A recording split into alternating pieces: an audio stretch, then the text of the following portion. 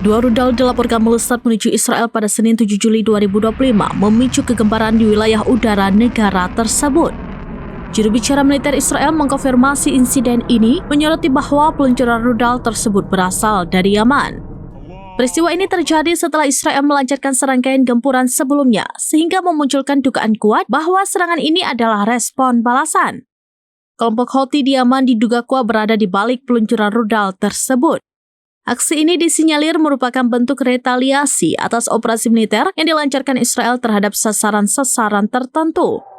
Saat rudal-rudal itu mendekat, warga merasakan getaran dan mendengar suara keras di langit menandakan adanya aktivitas udara yang tidak biasa. Situasi ini langsung meningkatkan kewaspadaan di seluruh negeri. Pihak berwenang Israel segera melakukan penyelidikan menyeluruh untuk memastikan asal-usul serangan dan menilai potensi ancaman lebih lanjut. Perkembangan ini menambah ketegangan di kawasan yang memang sudah bergejolak.